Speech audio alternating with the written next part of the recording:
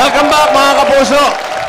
Oh, mga darling, sino sa inyo ang mahilig kumain ng adobo? Aba, lahat Ikaw naman, that was a no-brainer. Sikat ang adobo talaga, hindi lang sa Pilipinas, kundi pati sa ibang bansa, mga kaibigan. Sa katunayan, eto, makinig kayo, may isang Amerikano na naglagay pa sa internet, sa YouTube ng kanyang video habang nagluluto ng adobo. Amerikano? Amerikano. Ito, Nagluluto ng panoorin adobo? nyo. Ito, panoorin nyo. Ako po si Travis Kraft. Ngayong magluluto tayo ng adobong manok. Isang Amerikano nagluto ng Pinoy adobo. Kailangan natin ng 4 na piraso ng manok, bawang at sibuyas, dahong ng laurel. Sa wikang Pilipino? Sangkutsahin, ilagay ang dahon ng laurel. Nakakatuwa, hindi po ba?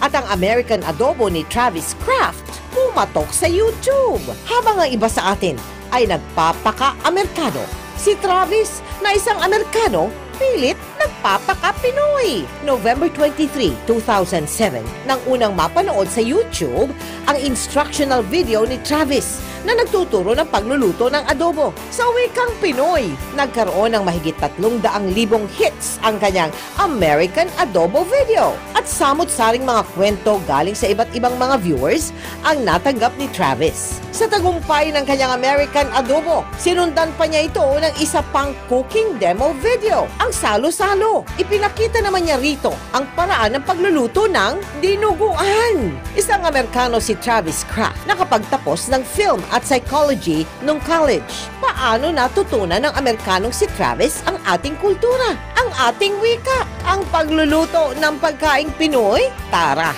At sabay-sabay nating kilalanin si Travis Kraft, ang Amerikanong gumawa ng American Adobo. Tawagin na natin siya. Please welcome Mr. Travis Kraft. Travis! Come on in, Travis! Oh, how are you, Travis? Masaya ako nang nandito. Masaya daw siya na nandito siya. Okay. Dinuguan ang luluto niya. Habang nagluluto siya. Ingredients. Okay. Dito ang mga kailangan. We'll need some tubig, baboy. Baboy? We Baboy. need, of course, for dinuguan, you need dugu. Dugo? Dugo, You need ah? dugo, ha? Dugo. You need And? some sibuyas, Sibuyas. Sibuyas. bawang, some sili, Sili. Very Sili. good. And? patis. Very good. So, what do we do first? First, you're going to want to boil some water. Pakluin ng tubig. Pakuluin ang Ayan, tubig. okay. And we have some partially boiled, so just boil that. Tapos, Ilagay ang baboy. ang baboy. Papakuluan ang baboy. And then, By the way, Mel, the blood we're using is type B. This is baboy. B, type B. Baboy type Type B. B. Baboy, okay. okay, pagkatapos We ng have some 30 minuto, pre-boiled. ganyan na, malambot na. So we're going to put that in this pot, which is ready. Oh, We have some broth. broth, which is Sabaw. which is essentially Galing doon sa from pinakuluan. that. Correct. Yeah. Oh, yan. Okay. Thank you. And tapos, I got some more tanggalin ko to ha. Baka, Sibuyas. baka mahulog. bawang, Bawang. Bawang, again, from La Union.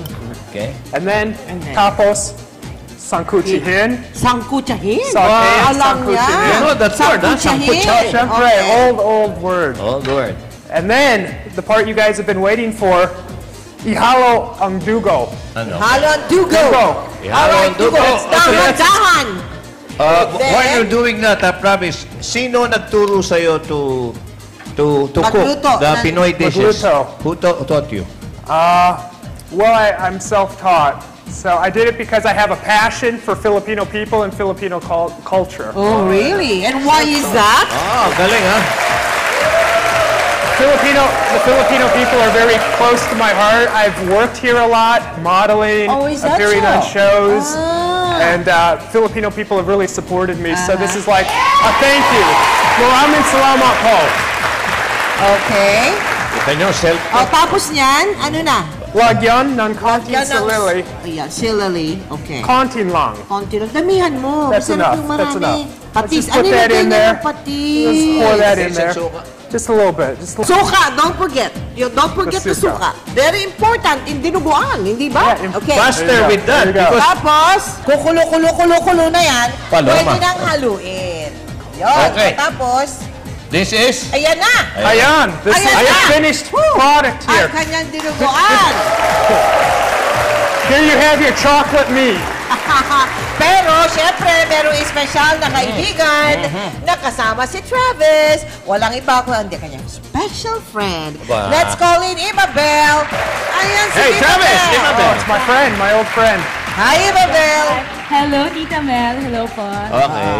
Imabel, paano mo na train? It's just so surprising because he just really loves Filipino culture a lot. Oh, is Oh, that sabi so? nga niya eh. Oo nga po. Tsaka parang meron siyang Filipino spirit of being friendly and approachable. Aba. Very Pinoy. At syempre, nasilo mo ang kanyang puso. Ganon. Ganun ba yun? Naku po, kailangan. Kayo ba yung nagkalutuan na? Yung, alam mo na. Okay, explain this to us. Well, we have our DVD that we released in 2008. This is a collection of my popular cooking videos, and you guys can see a lot of this online on my YouTube. Just go to traviscraft.com, click videos, takes you straight to my YouTube, and I have all kinds of videos out there. I produce, I direct. My most popular ones, though, are probably my Filipino cooking videos. Oh, great. Great. Hoy, akala nyo, kami lang ang titikim dito ng luto ni Travis. Aba hindi, nagluto si Travis kanina at ipapatikim nila sa inyo yan sa studio audience natin. Boys, hey, waiter, ayun o, Ayan. i-distribute na yan. Thank you, Travis. Thank And you so Imabel, much. salamat sa inyo. You're welcome po. Travis, Thank you din po. good luck to you. Okay. Imabel. Thank you. Nakakatuwa, di ba? Teka, Okay. Pards, ito ngayon ang thought mo for tonight, ha? An idea that is developed and put into action is more important than an idea that exists only in the mind. Ang isang kaisipan Aha. na isinabuhay mo at isinagawa mo ay higit na mas mabuti kesa sa isang kaisipan na nanatiling isang kaisipan lang. Parang ano yan eh. Action speaks louder than words. Parang ganun yan. Ang ganda-ganda naman. Pero ang importante ay maging biyaya tayo para sa ibang tao sa araw-araw. Yan ang importante sa lahat. Okay. And always try to see the good in everyone. Okay, hanggang sa susunod na linggo, dito lang sa programa kung saan ang Mel and Joey. Thank you. Travis and Imabel. Kain na ng Mel and Joey. buwan. Mag-usap tayo tungkol sa kwento ng buhay.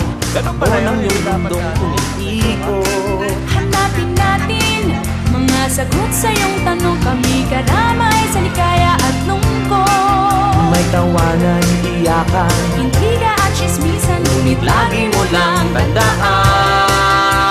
tandaan. Sandalan, ika'y pakikinggan. Sandalan, ika'y mabuhay.